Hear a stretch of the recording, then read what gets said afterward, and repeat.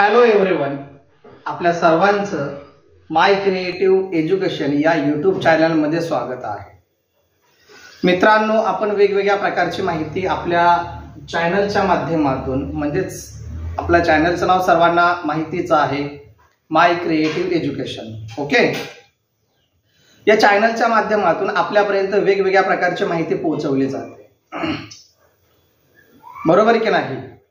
परंतु ती जर माहिती आपल्या सर्वांना उपयुक्त वाटत असेल तर व्हिडिओ लाईक करायला विसरू नका आणि अधिकाधिक विद्यार्थ्यांपर्यंत किंवा जे गरजू असतील, ज्यांना त्या माहितीची आवश्यकता असेल, त्यांच्यापर्यंत ती माहिती शेअर करा, म्हणजे पोहोचवा, जाऊ द्या.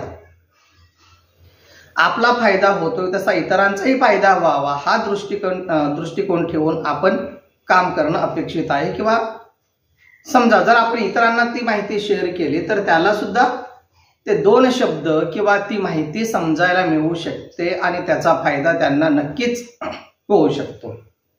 त्यासाठी ती माहिती शेअर करायला विसरू नका. आणि जर कोण आपल्या चॅनलवर नवीन असतील तर लवकरात लवकर आपला चॅनल सबस्क्राईब करून घ्या, जेणेकरून अशा नवनवीन प्रकारची माहिती आपल्यापर्यंत मिळू शकेल. त्यासाठी नोटिफिकेशन मिळवण्यासाठी बेल आयकॉन प्रेस करायला विसरू नका.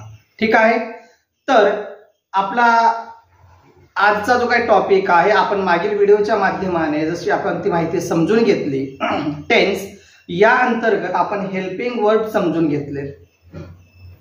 हेल्पिंग वर्ब म्हणजेच काय? हेल्पिंग वर्ब मीन्स सहाय्यकारी क्रियापद. आता त्यांची आवश्यकता का पडते आपल्याला ते आपण मागील व्हिडिओच्या माध्यमातून सविस्तर माहिती आपण समजून घेतलेली आहे.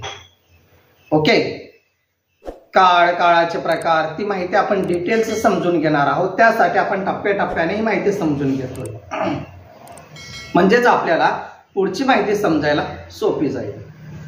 त्याच पद्धतीने हेल्पिंग वर्ब्स समजून घेतल्यानंतर आज आपण असाच एक टॉपिक घेऊन आलेलो आहोत. त्याचं नाव आहे वर्ब्स. वर्ब म्हणजेच क्रियापदे. आता वर्ब हे सुद्धा आपण समजून घेतलेलं आहे, अगदी डिटेल्स आपण समजून घेतलेले आहे. पण जर समजा आपल्याला काळ त्याच्याशी संबंधित जर आपल्याला वाक्य बनवायचे असतील किंवा ते वाक्य कोणते आहेत हे आपल्याला समजून घ्यायचं असेल तर आपल्याला ह्या गोष्टी माहिती असायला हव्यात. त्यात पहिली होती हेल्पिंग वर्ब्स आणि सेकंड आहे, या ठिकाणी वेगवेगळे नियम आपण लिहून घेतलेले आहेत.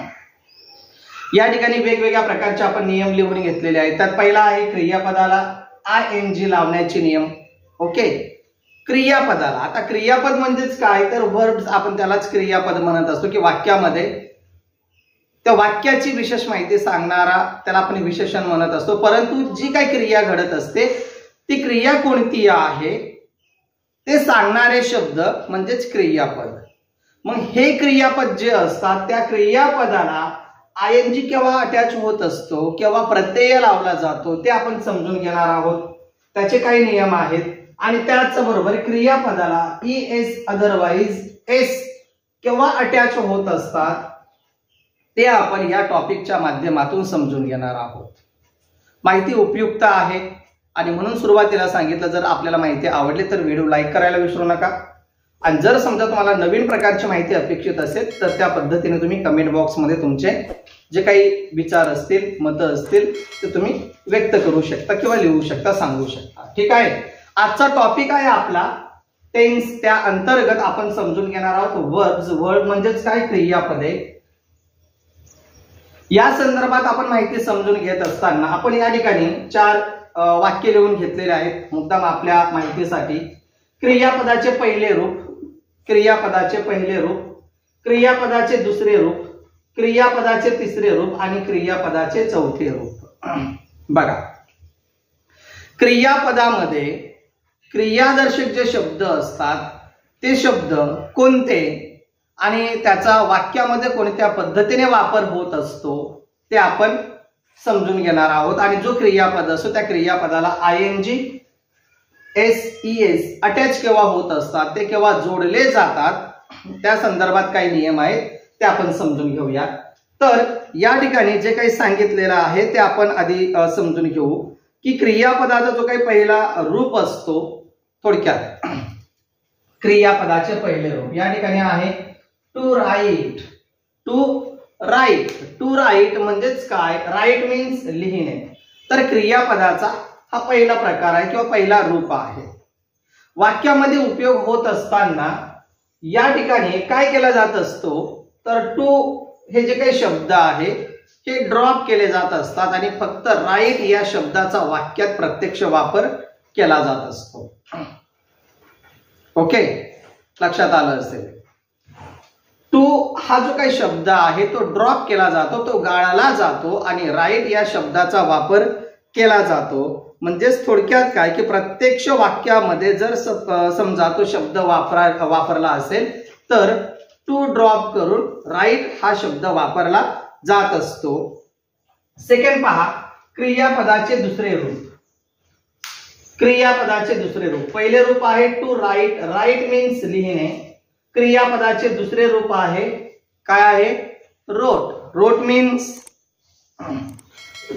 रोट म्हणजेच काय तर लिहिले. रोट म्हणजेच लिहिले. बघा, राईट मीन्स लिहिणे, रोट मीन्स लिहिले.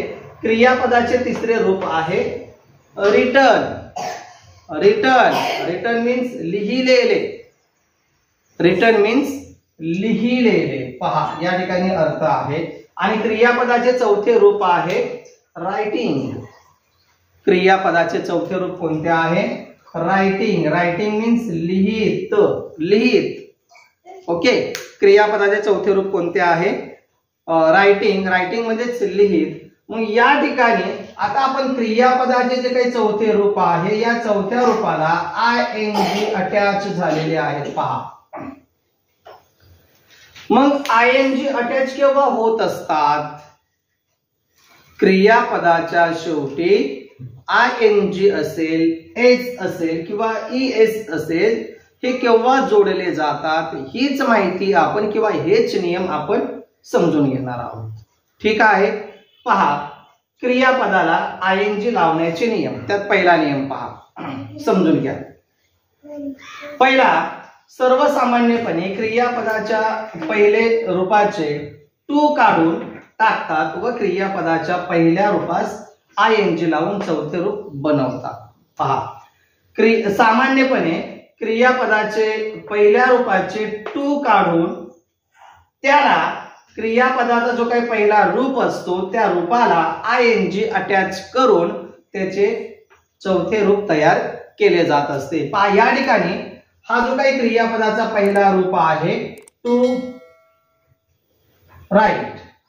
मग क्रियापदाचे जर समजा पहिल्या रूपाचे चौथ्या रूपात जर रूपांतर करायचं असेल तर अशा वेळेस काय केलं जात असतं, तर टू ड्रॉप केला जात असतो आणि त्याऐवजी काय केला जात असतो? पहा, क्रियापदाचे चौथे रूप तयार केले जात असतात. परंतु या ठिकाणी राईटच्या शेवटी ई आहे, बरोबर ना? मग काय केलं जात असेल तर त्यासाठी आपल्याला नियम समजून घ्यायचे आहेत. बरोबर, एक्झाम्पल म्हणून दिलेले आहेत. पहा, आता हा जो काही राईट आहे तो राईट आपल्याला या ठिकाणी आलेला आहे. ती माहिती आपण समजून घेणार आहोत टप्प्याटप्प्याने. क्रियापदाला ING लावण्याचे नियम. त्यातील पहिला आहे सर्वसामान्यपणे क्रियापदाचे पहिल्या रूपाचे टू काढून त्या क्रियापदाच्या पहिल्या रूपास ING अटॅच करून चौथे रूप बनवतात. फॉर एक्झाम्पल, गो. पहा, गो दिलेला आहे. गो म्हणजेच काय? जाणे. स्पीक बोलणे. डू करणे. बरोबर.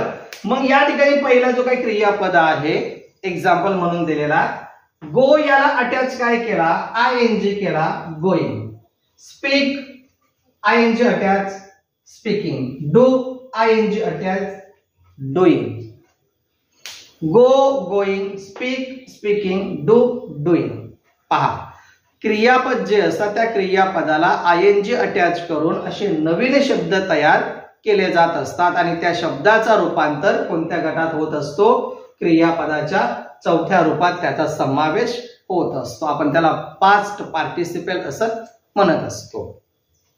ओके, नेक्स्ट पहा, सेकंड रूल्स. क्रियापदाच्या शेवटच्या अक्षरापूर्वीचे अक्षर व्यंजन असून शेवटचे अक्षर ई असेल तर ई गाळून टाकतात व ING लावून चौथे रूप बनवतात. सेकंड रूल्स काय सांगतोय आपल्याला, क्रियापदाच्या शेवटच्या अक्षरापूर्वीचे व्यंजन असून क्रियापदाच्या शेवटच्या अक्षरापूर्वीचे अक्षर व्यंजन असून शेवटचे अक्षर ई असेल तर ई गाळून टाकतात व ING लावून चौथे रूप बनवतात. फॉर एक्झाम्पल पहा, राईट. बरोबर. शेवटी काय आहे, क्रियापदाच्या शेवटी काय सांगितलेलं आहे, अक्षरापूर्वीचे अक्षर व्यंजन असून शेवटचे अक्षर ई असेल तर ई गाळून टाकतात व ING लावून चौथे रूप बनवतात. आता पहा, शेवटी आपल्याला कोणता अक्षर देण्यात आलेला आहे, तर ई दिलेला आहे. पहा, ई ई ई नियमामध्ये काय सांगितलेलं आहे, तर शेवटचे जे काही ई अक्षर आलेले असेल तर ते ई अक्षर गाळून टाका. म्हणजेच राईट मधला आपल्याला ई काय करायचं आहे, पुसून टाकायचा आहे, म्हणजे ड्रॉप करायचा आहे, काढून टाकायचं आहे. आणि त्याऐवजी आपल्याला काय अटॅच करायचे आहे,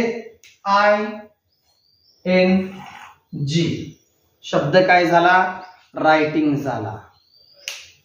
right, writing. Okay. Take, take. आता टेक मध्ये काय आलेला आहे, शेवटी ई आलेला आहे. मग हा ई काय करायचा, क्रियापदाच्या चौथ्या रूपात रूपांतर करत असताना तो आपल्याला काय करायचा आहे, ई ड्रॉप करून त्याऐवजी आपल्याला ING अटॅच करून नवीन शब्द म्हणजेच क्रियापदाचे चौथे रूप आपण तयार करणार आहोत.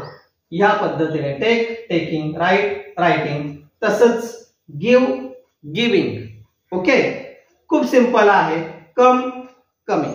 परंतु अपवाद म्हणून या ठिकाणी एक शब्द दिलेला आहे, DYE.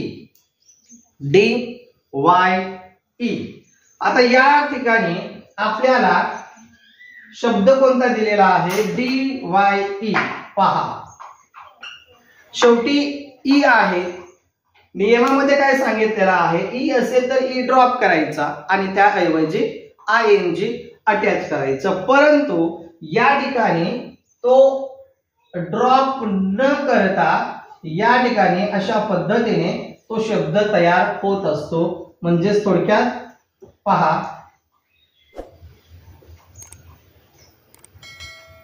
डाईंग.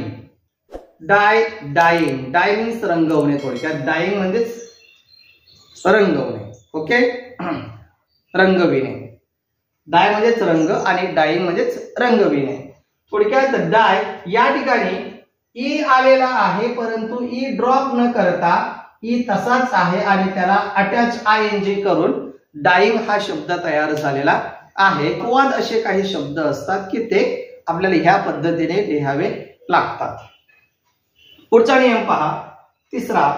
ज्या क्रियापदाची शेवटची दोन अक्षरे IE असतील व त्या क्रियापदात IE च्या ऐवजी Y लिहून ING जोडून चौथे रूप बनवतात. पहा, ज्या क्रियापदाची शेवटची दोन अक्षरे काय असतील, IE असतील, त्या क्रियापदात IE च्या ऐवजी Y लिहून ING जोडून चौथे रूप बनवतात. पहा, जसे की डाय. आता डाय या ठिकाणी वेगळा शब्द आलेला आहे, डाय. DIE. डाय. ओके.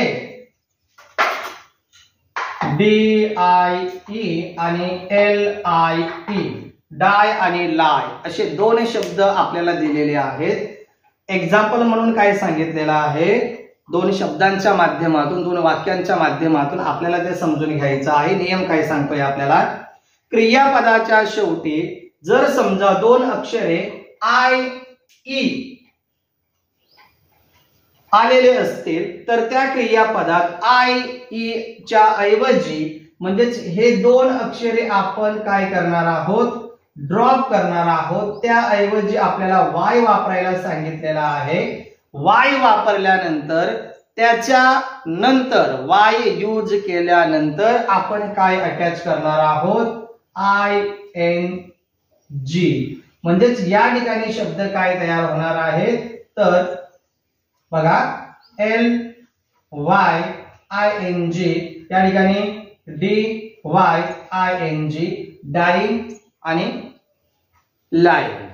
अशा पद्धतीने ते शब्द आपल्याला तयार होत असताना दिसून येत असतात. म्हणजेच आपण जर नियम व्यवस्थित समजून घेतले तर आपण सहजरित्या हे शब्द, हे वाक्य आपण इझी तयार करू शकतो. ठीक आहे, व्यवस्थित लक्षात ठेवा. एक्झाम्पल्स आपण या ठिकाणी पाहिलेले आहेत, डाय अँड लाई.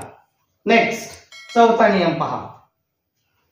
चौथा नियम काय सांगतोय, ज्या क्रियापदाचे शेवटचे अक्षर एकच व्यंजन आणि त्या व्यंजनापूर्वी एकच स्वर असेल तेव्हा ING लावताना शेवटचे व्यंजन अक्षर दोनदा लिहून चौथे रूप बनवतात. बघा, ज्या क्रियापदाचे शेवटचे अक्षर एकच व्यंजन आणि त्या व्यंजनापूर्वी एकच स्वर असेल तेव्हा ING लावताना, म्हणजे ING प्रत्यय करण्यापूर्वी शेवटचे व्यंजन, जे लास्ट व्यंजन आलेलं असेल, कॉन्सनंट आलेले असेल, त्या कॉन्सनंटचा म्हणजे त्या अक्षरांचा दोनदा वापर करून चौथे रूप तयार केले जात असतात. फॉर एक्झाम्पल कसं, तर run, RUN, run. Run ING attach करण्यापूर्वी काय सांगितलेलं आहे, शेवटचे अक्षर एकच व्यंजन आणि त्या व्यंजनापूर्वी एकच स्वर असेल. शेवटचे अक्षर एकच व्यंजन, N हे व्यंजन आहे आणि त्यापूर्वी काय आलेला आहे, एकच स्वर असेल, U हे स्वर आहे, ओवल्स आहे. बरोबर.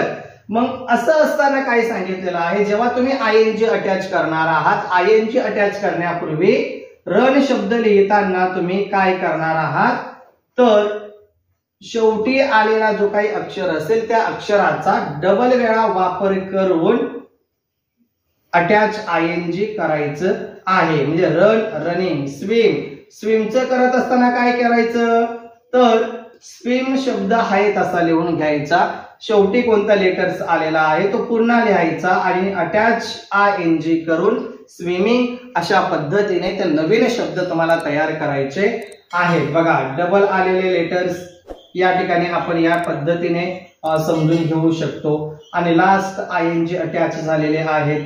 पहा, आपल्याला नियम तोच सांगतोय की जर समजा शेवटच्या व्यंजनापूर्वी जर एखादा स्वर आलेला असेल तर अशा वेळेस लास्ट आलेला लेटर्स हा दोनदा वापरून त्याच्या नंतर ING अटॅच करून त्या शब्दाचा चौथ्या क्रियापदामध्ये, म्हणजेच क्रियापदाचे चौथे रूप तुम्ही तयार करू शकता.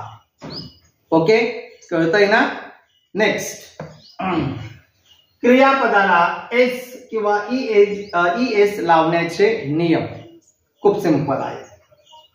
क्रियापदाला S अदरवाइज ES अटॅच केव्हा केले जातात, त्यासाठी पहिला नियम आहे, साध्या वर्तमान काळात तृतीय पुरुष एकवचनी कर्ता असताना क्रियापदाला S किंवा ES प्रत्यय लागतो.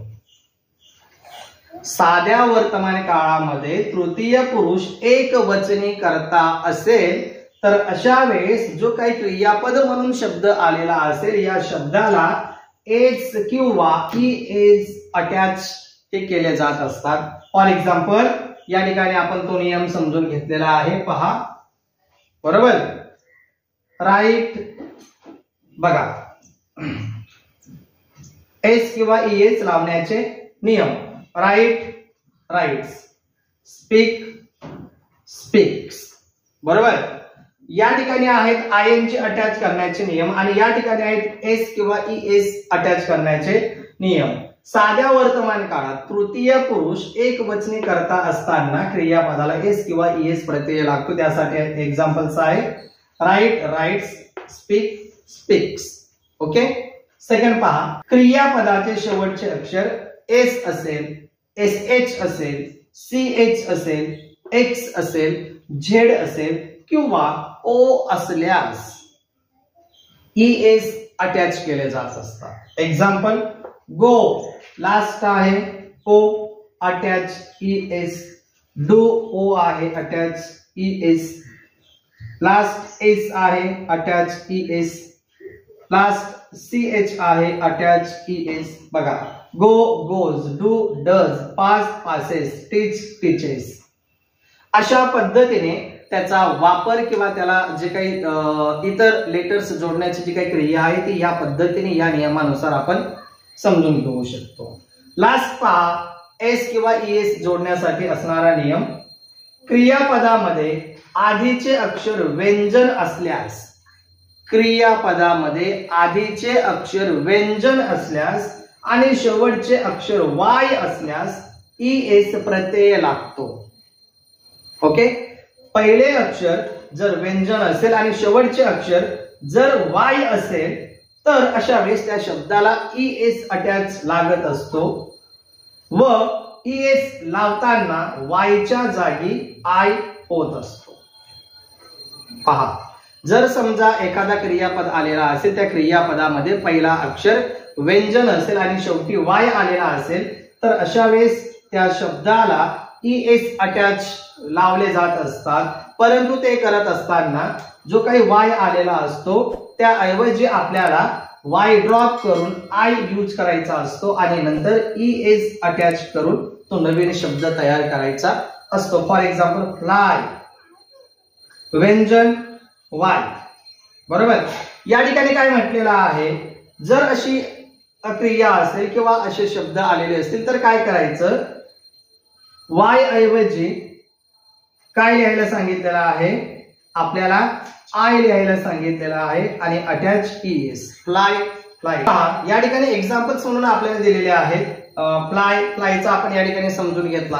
क्राय पहा, CRY क्राय, क्रायचं काय सांगितलेलं आहे, नियम काय सांगतोय आपल्याला, जर समजा पहिला अक्षर व्यंजन असेल आणि शेवटी Y आलेला असेल तर अशा वेळेस त्याला ES अटॅच होत असतात. परंतु Y ऐवजी आपल्याला I वापरायचा असतो. म्हणजेच या ठिकाणी क्राय CR अटॅच लिहिल्यानंतर Y ड्रॉप करायचा, त्याऐवजी I वापरायचा आणि अटॅच काय करायचे, ES अटॅच करून क्राईज हा शब्द तयार करायचा. थोडक्यात आपण आजच्या टॉपिकच्या माध्यमातून माहिती काय समजून घेतली तर वर्ब्स त्याचे जे काही 4 प्रकार आहेत, क्रियापदाचे पहिले रूप, क्रियापदाचे दुसरे रूप, क्रियापदाचे तिसरे रूप, क्रियापदाचे चौथे रूप. चौथे रूप बनवत असताना क्रियापदामध्ये कोणते बदल होत असतात किंवा कशा पद्धतीने होत असतात, कोणत्या नियमाच्या आधारे आपण तो बदल करू शकतो, त्यासाठी हे नियम महत्वाचे आहे. जसं की क्रियापदाला ING लावण्याचे नियम, 4 नियम समजून घेतलेत. क्रियापदाला S किंवा ES लावण्याचे नियम, त्यात आपण 3 नियम समजून घेतलेत. वेगवेगळे आपण एक्झाम्पल समजून घेतलेत. नक्कीच आपल्याला माहिती समजली असेल. जर आपल्याला माहिती समजली असेल तर अधिकाधिक ती माहिती शेअर करा. ओके, व्हिडिओ आवडल्यास लाईक करून शेअर करायला विसरू नका आणि चॅनल सबस्क्राईब करून बेल आयकॉन प्रेस करा, जेणेकरून आपल्या सर्वांना नवनवीन माहिती प्राप्त होऊ शकेल. ठीक आहे, लवकरच भेटू आपण पुढील व्हिडिओच्या माध्यमाने. तोपर्यंत टेक केअर, बाय बाय.